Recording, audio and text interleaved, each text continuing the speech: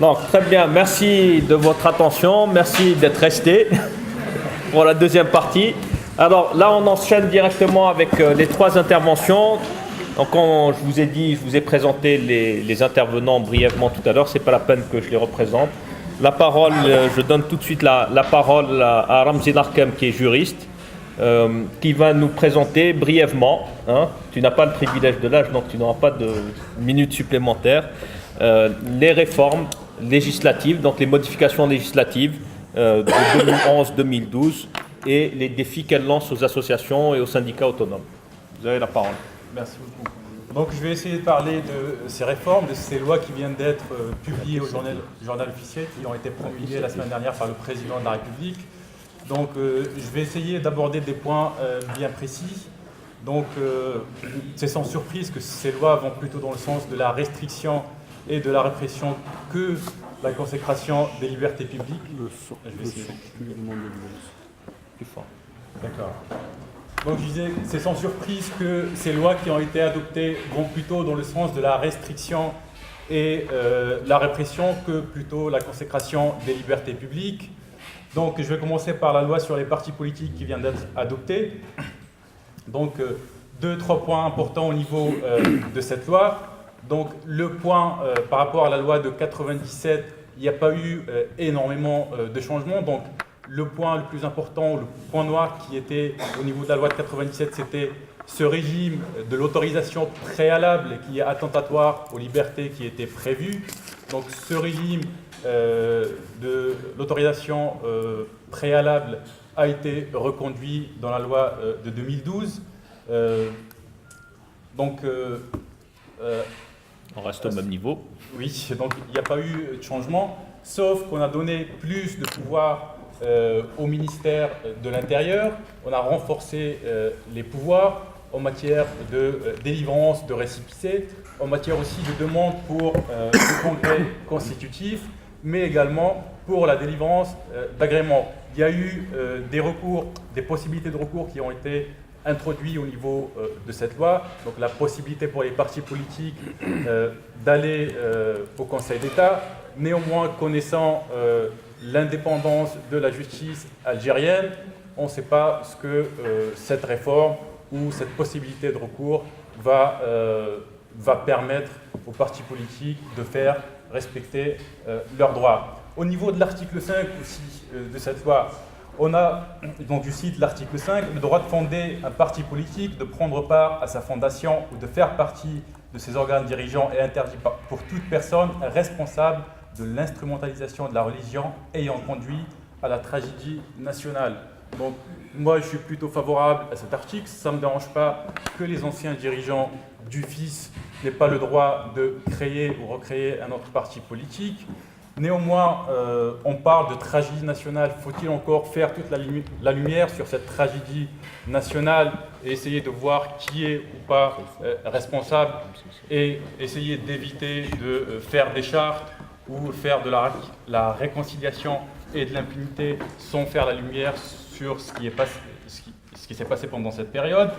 Sur l'instrumentalisation de la religion, là aussi, on a des partis politiques qui instrumentalisent la religion et les symboles de l'État depuis très longtemps, et notamment ceux qui sont actuellement au pouvoir et ceux qui font partie de l'alliance présidentielle. On a eu il y a quelques années un député de cette majorité présidentielle qui préconisait, qui proposait de lapider les mères célibataires.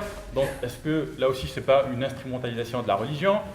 Il y a juste à lire le programme de ce parti. Également, quand on parle de l'instrumentalisation, l'utilisation de ces symboles de l'État avec ces partis sans pouvoir, entre les sigles, le FLN, la Révolution, etc., etc.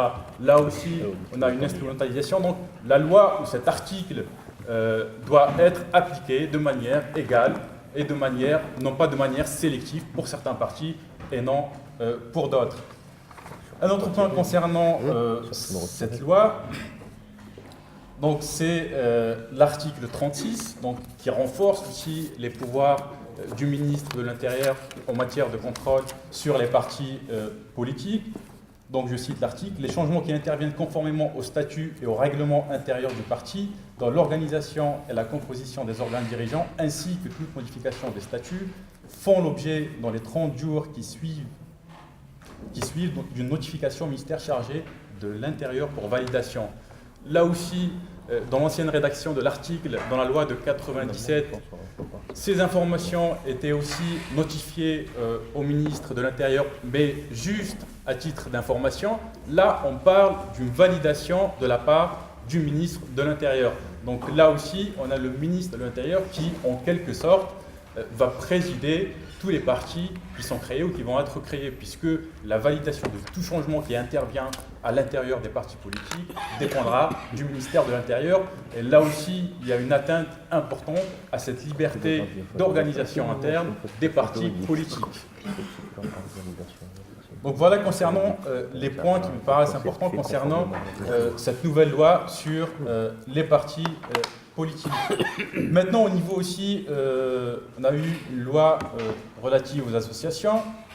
Donc là aussi, on est plutôt dans la restriction et dans la répression, puisque cette nouvelle loi introduit ce système aussi qui concerne l'aménagement des libertés publiques, celui de l'autorisation préalable. Donc le système qui était dans l'ancienne loi, c'était celui de la déclaration préalable. Et là, le système, je répète, c'est le système le plus attentatoire aux libertés, ce système d'autorisation préalable qui a été introduit au niveau de la constitution de nouvelles associations. Donc, toujours concernant cette loi relative aux associations, l'introduction d'amendes, l'obligation de la présence d'un huissier dans les assemblées générales, mais également la possibilité de suspension, de dissolution par l'administration. Donc là aussi, on a une série de mesures qui ont été introduites dans cette nouvelle loi qui ne permettent pas aux associations d'exercer librement leur activité. Donc là aussi, il y a énormément de problèmes qui se posent, alors même qu'on pouvait lire dans le projet de loi avant qu'il soit débattu. Donc, je cite, « Le président de la République a tracé la voie et indiqué le sens et les orientations. Il s'agit d'une action en profondeur destinée à lever toutes les contraintes jusqu'à présent qui ont confiné le mouvement associatif dans un attentisme susceptible de les marginaliser. » Donc là aussi, on a cette volonté, soi-disant, d'ouvrir et d'encourager le mouvement associatif. Je ne sais pas si les parlementaires n'ont pas bien entendu la parole du président, mais à l'étude du texte, ils ont fait carrément le contraire par l'introduction de ces éléments que je viens de citer. En matière de financement également et de coopération entre associations, donc là aussi il y a une interdiction qui est posée entre la coopération qui peut se faire entre les associations algériennes et d'autres associations au niveau international. Et je reviens aussi au pouvoir de l'administration en matière de suspension d'activité et en matière de dissolution d'associations. Je vais essayer de parler rapidement aussi des autres lois qui ont été votées. Parle plus fort, s'il te plaît. Oui. Donc, la loi relative au régime électoral. Donc, cette loi prévoit donc au niveau des élections des magistrats qui vont essayer de superviser les opérations électorales. Elle prévoit également des urnes transparentes, la remise des procès-verbaux de dépouillement des bulletins de vote aux représentants des candidats partisans ou indépendants. Donc là aussi, je reviens sur ce point de l'indépendance et de l'impartialité du pouvoir judiciaire. On a un processus électoral qui va être supervisé par des magistrats. Moi, je ne fais pas confiance à cette justice et donc là aussi, je pose un point d'interrogation. Dans ce texte, ou plutôt dans le projet de loi de ce texte, on avait deux propositions qui étaient plutôt intéressantes, mais qui n'ont pas été retenues. Je vais en parler quand même. Donc, on avait l'article 67 du projet de loi qui prévoyait de sanctionner ce qu'on appelle le nomadisme politique, c'est-à-dire ces élus qui vont changer de parti politique après leurs élections, aller vers d'autres partis ou quitter leur parti pour essayer de faire autre chose. Donc là aussi, des pratiques qui pouvaient permettre aux grands partis politiques de manipuler certains élus des petits partis, etc., n'a pas été retenu. Et même chose concernant l'article 93 de cette loi qui prévoyait que le candidat qui était membre du gouvernement devait démissionner 3 mois avant la date du scrutin. Là aussi, cette disposition pouvait éventuellement éviter certaines dérives, justement pour ces personnes qui sont dans le pouvoir, éviter qu'ils utilisent les moyens de l'État ou l'influence qu'ils ont sur le processus électoral, sur les élections, mais celle-ci n'a pas non plus été retenue. L'autre loi qui a été promulguée concerne les incompatibilités avec le mandat de parlementaire. Là aussi, je ne vais pas rentrer dans le détail de la loi. Donc celle-ci a été adoptée conformément à l'article 103 de la Constitution, justement qui prévoyait ces cas d'incompatibilité, mais on a attendu jusqu'en 2012 pour justement promulguer, adopter, proposer ces textes au Parlement. Néanmoins, je vais parler un peu du rôle du Parlement algérien, c'est-à-dire qu'on veut, dans le projet de la loi, dans les motifs de ce projet de la loi, on parle de cette loi comme donnant la possibilité aux parlementaires de se consacrer pleinement à leur travail et au contrôle sur le gouvernement. Néanmoins, le Parlement algérien, et depuis des années, depuis toujours, n'a été qu'une chambre d'enregistrement, c'est-à-dire on a 2 chambres, le Conseil de la Nation, là aussi beaucoup de personnes, et moi-même je me demande à quoi il sert, vu le système de désignation et vu le travail effectué. Après on a l'Assemblée nationale, une Assemblée nationale qui est issue d'un scrutin frauduleux. Donc là aussi, au niveau juridique, on a l'utilisation par le président de la République de l'ordonnance, c'est-à-dire les ordonnances présidentielles qui normalement sont utilisées à titre exceptionnel dans le droit algérien. L'utilisation n'est pas exceptionnelle et plutôt vient concurrencer le Parlement ou l'Assemblée nationale dans son pouvoir de faire des lois et de contrôler le gouvernement.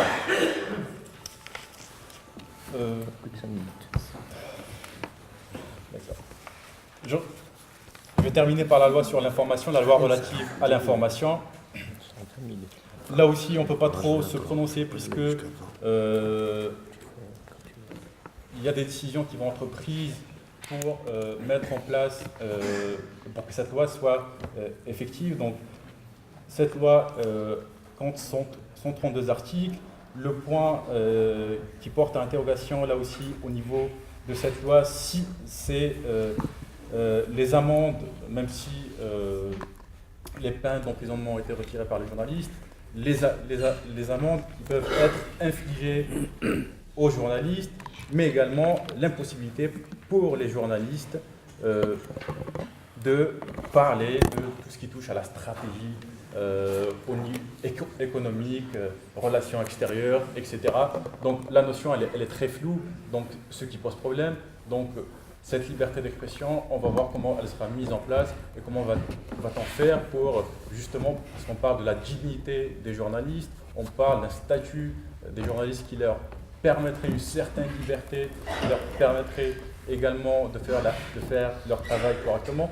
Aussi au niveau des organes de régulation qui vont être mis en place pour justement essayer d'ouvrir l'audiovisuel et d'ouvrir la scène audiovisuelle aux entreprises privées. Là aussi, il y a beaucoup d'interrogations qui se posent. Donc, on va attendre les décisions qui vont être prises par le gouvernement pour voir l'efficience de ces textes concernant la représentation de la femme, mais concernant aussi les médias. Donc, je terminerai par une phrase de Montesquieu, que j'aime bien. Donc, je le cite dans l'esprit des lois. Ceux qui ont un génie assez étendu pour donner des lois à leur nation doivent faire de certaines attentions sur la manière de les former. Elles doivent être simples et ne doivent point être subtiles. Elles ne sont point un art de logique, mais la raison simple d'un père de famille. Et moi, quand je vois ces réformes, quand je vois ces lois, je me dis que le gouvernement manque de courage, c'est plutôt une fuite, c'est plutôt la marque de la lâcheté que du courage et que la réflexion et la logique d'un père de famille. Voilà, je vous remercie.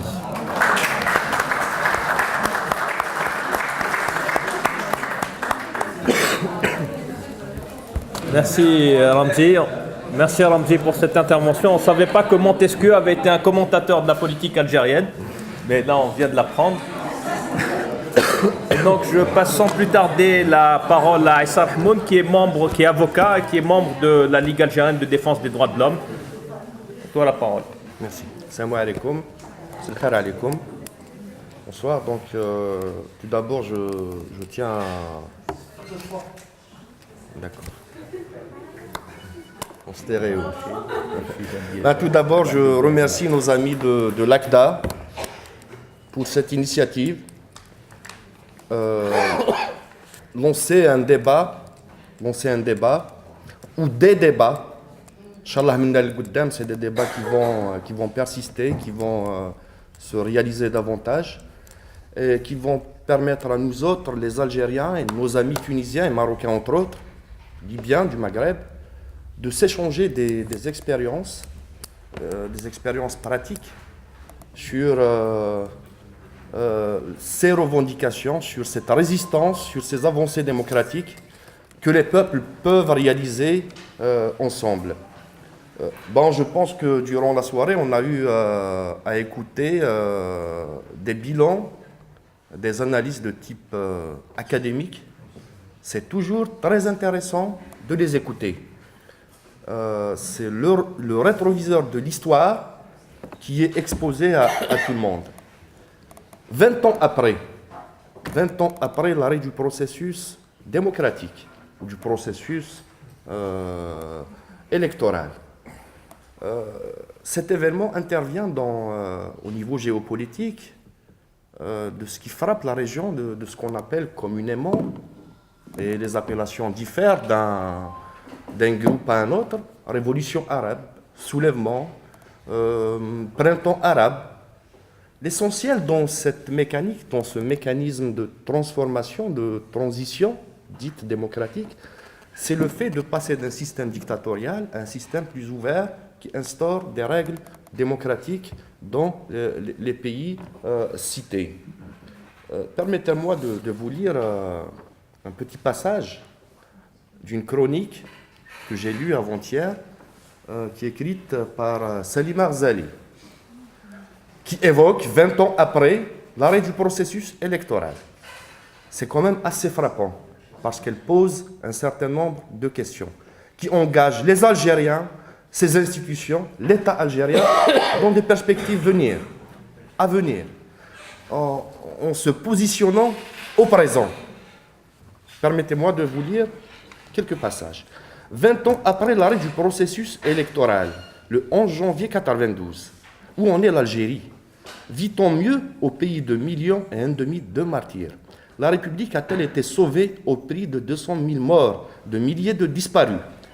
Et à quelle place la République tient-elle aujourd'hui dans le fonctionnement du pouvoir, dans l'élaboration des politiques de l'État? Quelle importance dans la vie des citoyens? L'islamisme, de son côté, a-t-il apporté la preuve de sa capacité à transcender les limites de l'exercice politique ordinaire? L'alibi religieux est-il mieux inspiré en politique, en économie ou dans l'art de la guerre? Ceux qui ont eu recours à la guerre, bien sûr, les a-t-il rendus plus lucides, plus soucieux de préserver le lien et le bien commun? Leur a-t-il permis de se révéler plus soucieux de l'importance de la vie humaine?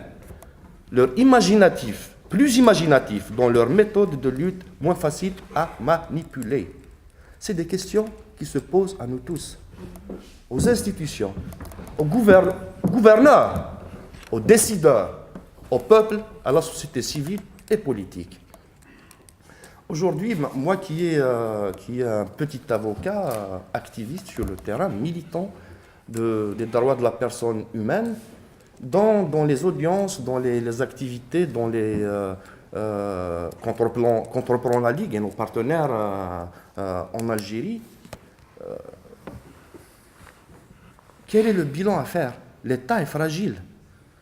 L'État est incapable de protéger ses citoyens, ni à l'intérieur, ni à l'extérieur. Le meilleur exemple, c'est cette opération de kidnapping d'Awali.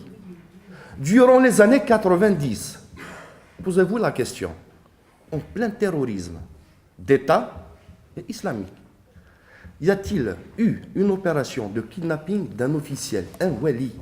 Jamais. Le danger, le deuxième danger qui guette la nation, parce qu'il faut se baser sur les lectures de l'histoire, les analyses à faire, c'est très important, le présent et l'avenir.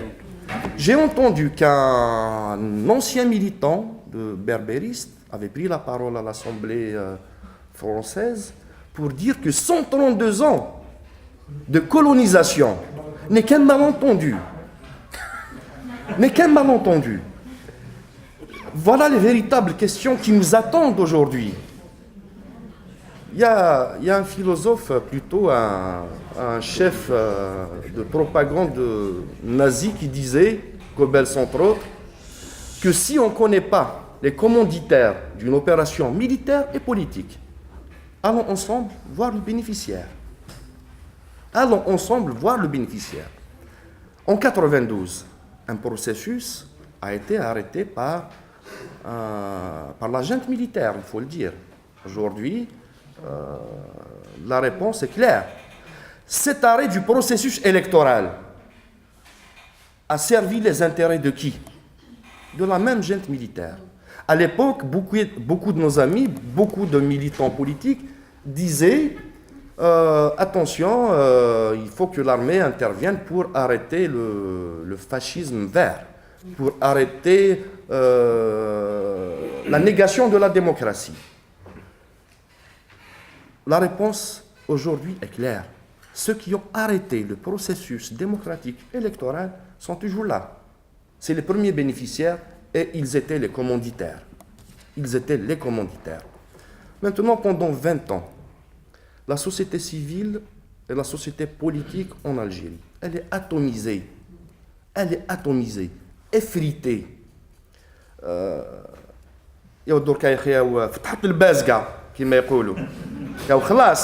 C'est bon, on ne va plus. Quand on joue un jeu de cartes, c'est bon, il n'y a aucun atout.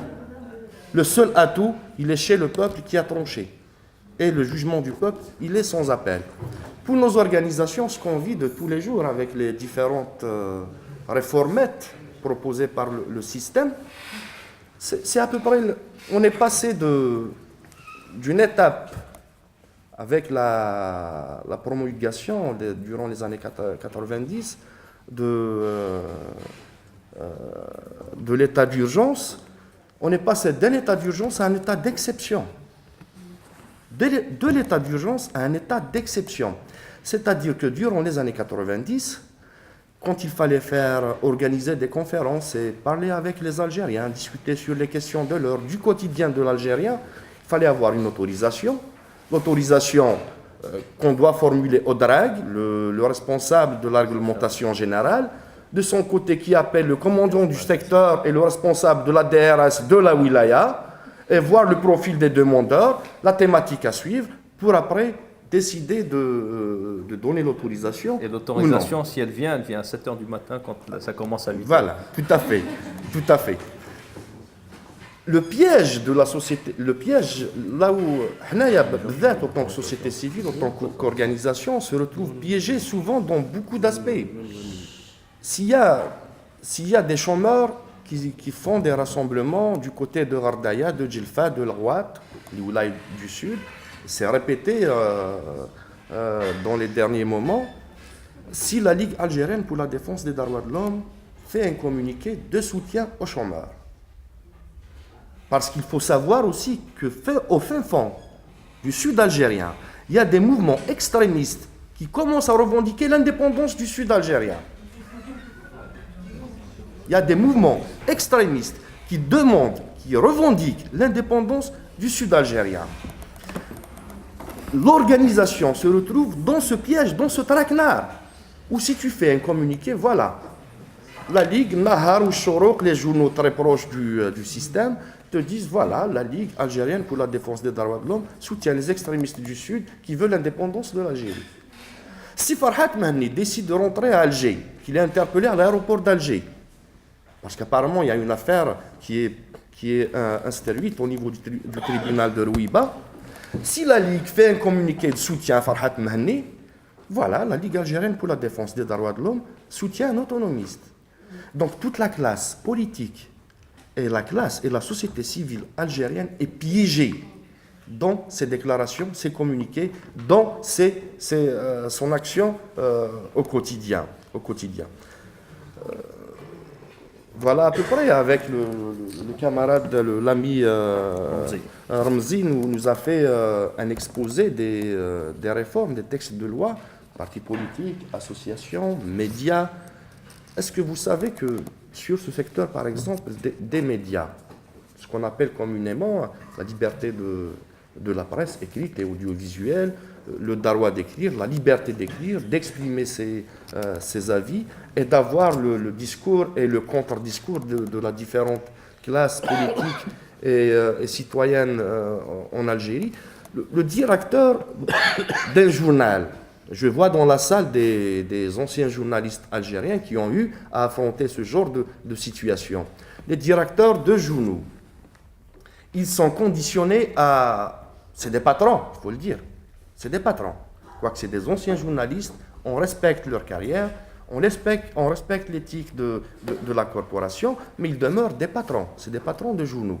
Pour faire fonctionner son journal, il est soumis aux règles drastiques de l'ANEP, de l'Agence nationale de publicité, qui distribue les rôles, qui distribue la publicité et permet à un journal, au détriment de l'autre, d'avoir une survie, une vie normale au niveau de leur rédaction. Quand on voit les lignes éditorialistes des journaux, on ne rentre pas dans les affaires internes de la corporation d'un journaliste. On a eu beaucoup d'amis qui étaient chargés de la rubrique politique ou culturelle, démis de leurs fonctions parce qu'en 2004, ils avaient mené une campagne contre l'élection du président, plutôt du chef de l'État. Les journalistes, ils sont soumis à cette épée de Damoclès en fin de compte. Les délits de presse, on en a défendu des tas de journalistes. Dès qu'une information circule, et le meilleur exemple, je pense que c'était le Wali Doran, avec le général, le chef de secteur de la région, je pense que c'est la quatrième région de l'Ouest, et le DSP, le directeur de la santé publique de la Wilaya d'Oran. Après une enquête qui a donné comme résultat au niveau de la direction l'implication directe du Wali et du général dans des affaires de drogue. Il se retrouve condamné à 5 ans de prison. Et lui, et la journaliste, et le directeur du journal. Ces réformettes, est-ce qu'elles consacrent aujourd'hui cette ouverture, cette liberté pour le journaliste, pour le journal? La réponse est non. Parce que la vraie réponse à toutes ces réformes proposées par le pouvoir est la suivante. Est-ce qu'un pays, plutôt un pouvoir qui a organisé la dictature peut organiser la démocratie? Est-ce qu'un pouvoir qui a structuré la dictature peut aujourd'hui organiser la démocratie? La réponse est non. La réponse est non. Maintenant, les perspectives, je sais que dans la salle, des amis vont me dire, bon, les perspectives, comment vous voyez en tant que Ligue algérienne pour la défense des droits de l'homme, avec vos partenaires sur le terrain, comment vous voyez les perspectives? Les perspectives, ça commence par ce genre de débat. Depuis les années 90, depuis fort longtemps, les Algériens ne se parlent plus. Les Algériens ne s'entendent plus. Sur un SMIC, démocratique. C'est d'instaurer ce débat continuel qui va permettre de parler et de l'islamisme politique, et de l'islam politique, et de la laïcité, et de la démocratie, et du terrorisme, de toutes les questions. Toutes les questions, tous les débats sont intéressants. Et à partir de là, je pense qu'un SMIC consensuel peut s'imposer entre nous parce qu'on ne peut plus continuer à ne pas s'aimer, à ne plus s'adorer entre nous. Je vous remercie. Merci.